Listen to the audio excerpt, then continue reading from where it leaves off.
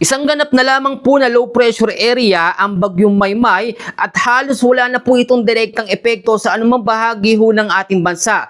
Pero ang habagat o southwest monsoon ay nananatili pa rin ang epekto sa Western Luzon, Western Visayas at ilang bahagi ho ng ating bansa. Ngayong araw din, aalamin natin kung may panibagong banta ng bagyo bang paparating dahil sa inilabas ng Pag-asa na Tropical Cyclone Threat Potential. Makikita nyo, pagkatapos ng Maymay at ng Typhoon Dolphin, may panibagong banta ng sama ng panahon tayong nakikita. So aalamin ho natin lahat ng mga detalye, pero bago yan, syempre huwag yung kakalimutan na i-like, i-subscribe at i-share ang ating update para lahat ho ng mga kababayan natin ay malaman ang pinaka-latest na update sa lagay ho ng ating panahon. Ito po muli si Kuya Francis, ang inyong weather forecaster, ngayong araw po ng Biyernes, August 7 na po, 2026. Ito pong dating Bagyong Maymay ay isang ganap na lamang po na low pressure area at huli ho itong namataan 295 kilometers east of Casiguran, Aurora.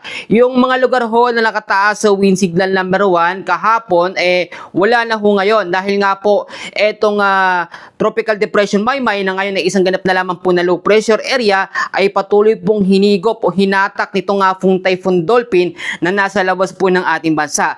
Magandang balita naman dito sa Typhoon Dolphin, hindi na po ito nakikitang papasok sa loob po ng ating Philippine Area of Responsibility at ang mangyayari lamang dito ay patuloy niyang hahatakin yung hangin po ng habagat, kaya po itong habagat ay nai-spread out o kumakalat po sa malaking bahagi ho ng ating bansa. Sa pinaka-latest na update po na inilabas ng Pag-asa, ito pong Typhoon Dolphin, international name po niya yan, ay huli-hong namataan 1,275 kilometers east-northeast of extreme northern Luzon. Bagamat tinataglay nito ang hangin na umaabot pa rin po sa 150 km per hour at merong bugso na umaabot sa 185 km per hour, may pagkilos pa west northwestward sa bilis po na 20 km per hour, wala na ho ito masyadong direktang epekto o wala talaga itong direktang epekto sa malaking bahagi ho ng ating bansa. Kahit po hinigop ng Typhoon Dolphin, ito nga pong hangin po ng Maymay o Bagyong Maymay na ngayon isang ganap na lamang po na LPA, hindi lumawak yung pinaka-wind field o radius po ng Typhoon Dolphin, which is magandang balita ho ito. Marami ho nagtatanong, no, eto, karaniwan ho pagkatapos ng mga bagyo, tinitignan lagi natin kung merong kasunod. Naglabas ho kasi ang Pag-asa ng panibago hong tinatawag natin na Tropical Cyclone Threat Potential. Ito yung sinasabi kong posibleng maging kasunod na sama ng panahon. Pero titignan natin kung madedevelop ba ito bilang panibagong bagyo.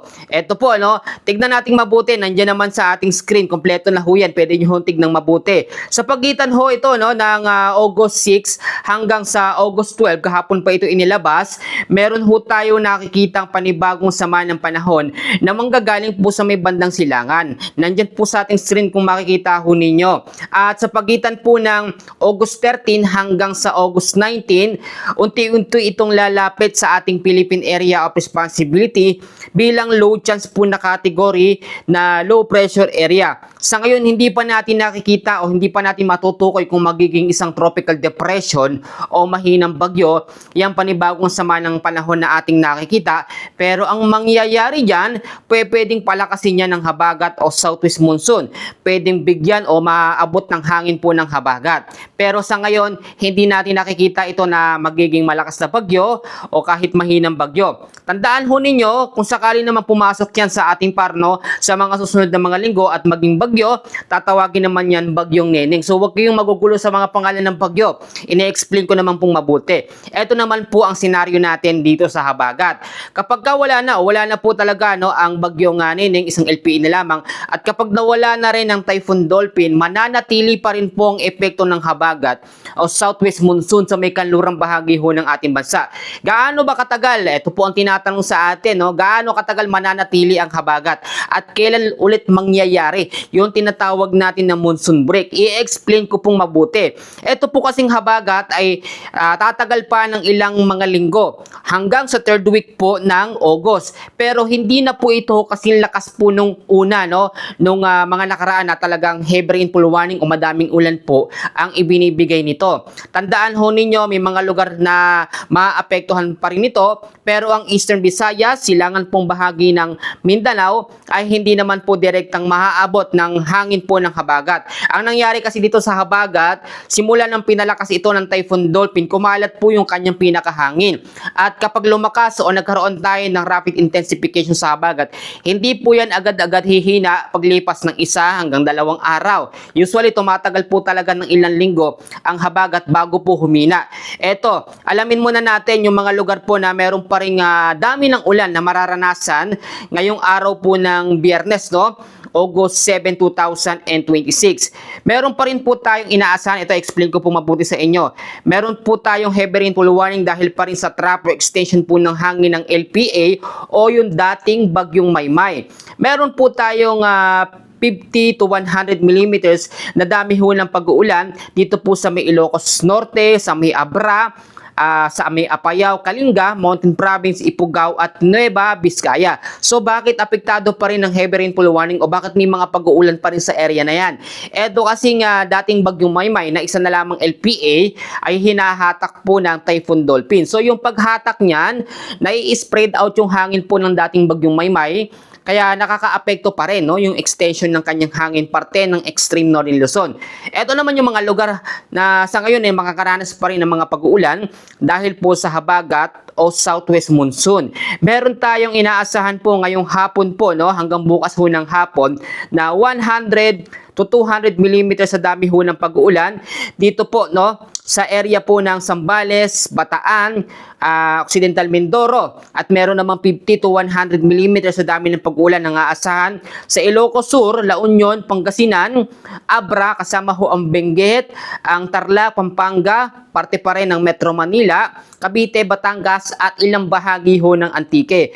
Pagdating naman po ng Sabado ho ng hapon hanggang sa Linggo ho ng hapon, meron tayong 100 to 200 millimeters na dami ho ng pag-uulan ang aasahan pa rin sa Ilocos Sur, La Union, sa may Abra, Benguet at Zambales. 50 to 100 millimeters sa dami ng pag-uulan pa rin sa Ilocos Norte, Pangasinan, Tarlac, Pampanga at Occidental Mindoro. Ganito po ang mangyayari. Kapag wala pong panibagong banta ng bagyong pumasok sa ating par sa loob po ng 3 hanggang 5 araw, magtutuloy-tuloy po ang paghina ng habagat o southwest monsoon. So meaning to say, mangyayari yung tinatawag natin na monsoon break o yung pansamantalang pagkawala o paghina po ng habagat. Pero dahil nga po nasa peak ngayon yung habagat o southwest monsoon, hindi yan agad-agad hihina paglipas lamang ng ilang araw o sabihin na natin hanggang sa 1 linggo, hindi pa yan ganun kahina. Pero hindi na yan magiging kasing lakas ng una. Kaya tandaan ninyo, may mga pag-uulan pa rin po tayong mararanasan. Sa nalalabing bahagi ho ng Luzon, the rest ng Visayas at Mindanao, mag-ingat pa rin ho tayo sa banta ng mga localized thunderstorms. At ang local thunderstorms natin, merong 2 kategorya.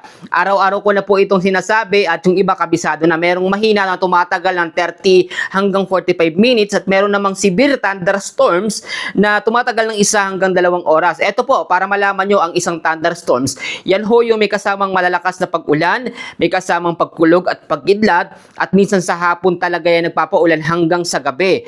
Yan ho parang malabagyo din ang epekto pero hindi naman sinasamahan yan ng mga malalakas po na hangin, no? O yung mga life-threatening po na lakas ng hangin. Kapag nangyari naman po dito, no, ay humina na yung habagat, babalik naman yung easterlies o malisang hangin na nanggagaling ho sa may karagatang Pasipiko.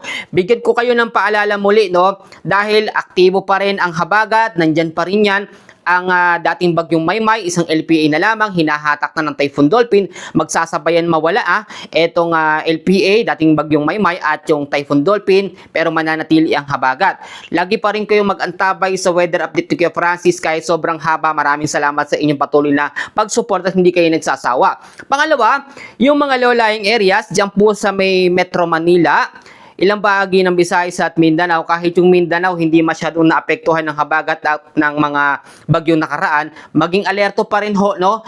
Lagi ko kayong pinapaalalahanan, huwag maging kampante, kailangan laging handa. Huwag kayong magtapon ng plastic kung saan-saan mga basura. Dapat nakasegregate yan sa maayos na tapunan para hindi pakalat-kalat at hindi po nagiging dahilan na biglaan pong pagbabaha. Gayon din yung mga importante nating gamit, mga dokumento at mga papeles, isiplak natin yung hindi mababasa. handa. Lalo ngayon, nandyan pa rin ang habagat. Mag-stock din tayo ng pagkain na tatagal po ng pang ilang araw, lalo na ang habagat ay hanggang sa 3rd week pa po. Pinakamatagal na yan ha. Sa 3rd week pa po ng August mag-i-stay. So tuloy-tuloy pa rin yung mga pagulan pero hindi naman na ganoon pong kalakas. Huwag kayong mag-alala, lagi ko po kayong i-update. Yung panghuli, kailangan pa rin natin ipanalangin sa Panginoon na wala pong malalakas na bagyo na dumating sa ating PAR, no? Sa ating Philippine Area of Responsibility. And answered prayer naman tayo dahil lahat po ng mga super typhoon lumilihis, no? Hindi sila tumatama, pumapasok sa ating landmass. Karaniwan, nagre-record ba? Yung mga pumapasok sa PAR, puro mahihinang bagyo lamang. Yun ho yung bunga ng ating mga panalangin, kaya po walang mga malalakas na super typhoon na tumatama po sa ating kalupaan. Kasi pag tumama talaga ang super typhoon, nako, mahihirapan ho tayo sa dami ng problema sa ating bansa. Kapag tayo ay nagka-problema, napakahirap po talagang masolusyonan. Ito po, i-summarize natin yung ating update sa ngayon. Iisa-isahin natin, no? Itong pangunahing weather system pa rin natin is habagat na po o southwest monsoon. Itong dating bagyong Maymay, isang LPE na lamang. Ngayong araw po, hahatakin na yan, sabay sila ng Typhoon Dolphin, nalalayo po ng ating bansa. Kaya huwag kayong mag-alala dahil kahit po wala na tayong bagyo, kailangan maging alert at maging handa pa rin po tayo. Banggitin ko ulit yung mga lugar na matitira na maaapektuhan ng habagat. Kahit po makalayo na yung Maymay at yung Typhoon Dolphin, mananatili pa rin na maaapektuhan ng habagat ang Ilocos Region, Zambales, ang Bataan, Occidental Mindoro, Palawan, Antique, Aklan, Iloilo, Guimaras at Occidental Mindoro.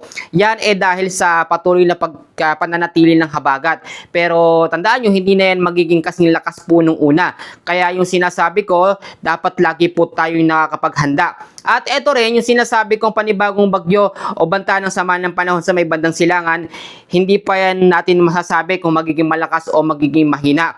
Pero dapat maging alerto at maging handa anuman pong oras. So, mabilis lang yung update natin ngayon. Kaya yung lagi nagmamadali dyan, eto, tapusin na agad ni Kuya Francis. Pero syempre, bago yan, meron tayong Bible verse ngayong araw po ng Biyernes at hindi natin yan makakalimutan. Eto po, yung iba kabisado na pero uulitin ko ho. Eto ho ay matatagpuan sa John 3:16. Kabisado na ho nung iba. Ganito ang sinasabi. Kayo na lamang po ang pag-iibig ng Diyos sa sangkatauhan, kaya ibinigay niya ang kanyang bugtong na anak na si Jesus upang ang sino man sumampalataya sa kanya ay hindi ho mapahamak, bagkos ay magkaroon po ng buhay na walang hanggan. Mga kababayan, mga nanay at tatay ko dyan, mga senior natin, yung mga OFW natin, lahat po tayo ay mahal ho ng Panginoon. At talagang lahat ginagawa ng Panginoon para ho sa atin. Tayo ho ay dating makasalanan pero dahil sa biyaya at habag ng Diyos ay tayo po ay naligtas. Kaya marapat lamang na ibalik natin sa Kanya lahat po ng mga pasasalamat, no? Lahat po ng mga bagay ay dapat ibinabalik natin. Maliliit man o malalaki, lahat po ng meron tayo ay galing po sa Diyos. Bago ko tapusin, mag-short prayer tayo, closing tayo mga kababayan. Maraming salamat Lord sa araw na ito na binigay mo sa akin. Kaya hindi sa mga viewers ng channel na ito, pagpalain mo kami ngayong araw po ng Biyernes. Sa pangalan ni Jesus, Amen. Yan po ang ating update. Maraming salamat. Ito po muli si Kuya Francis. God bless po sa ating lahat.